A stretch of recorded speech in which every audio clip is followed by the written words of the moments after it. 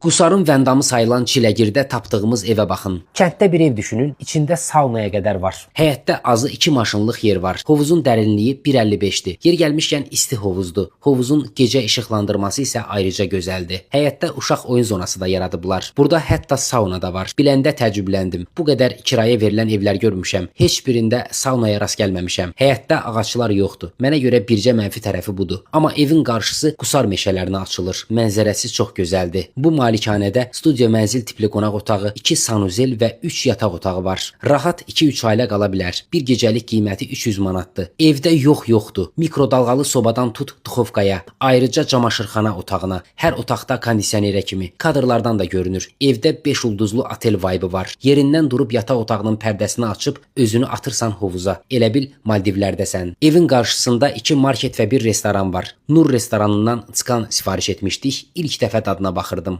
Deyildiyi qədər varmış, çox ləzzətli idi. Evin düz qarşısında qəhrəman şəhidimizin şəkli diqqətimi çəkdi. 44 günlük Vətən müharibəsinin şəhidi Sənan Zamanov Çiləgirdə doğulub. Suqovuşan döyüşlərində şəhid olub. Cənab mayoru dərin ehtiramla yad edirəm. Allah şəhidlərimizə rəhmət eləsin. Yeri gəlmişkən Leylanın ad gününü burada keçirdik. Çox xoş təəssüratlarımız oldu. 2-3 ailə birləşib Qusarda lüks villada istirahət arzulasaz, bu videonu yadda saxlayıb bu evi yoxlaya bilərsiniz. Dostlar, kanalıma abunə olmağı və bol-bol şərhlər yazmağı unutmayın. İzlədiyinizə görə təşəkkürlər.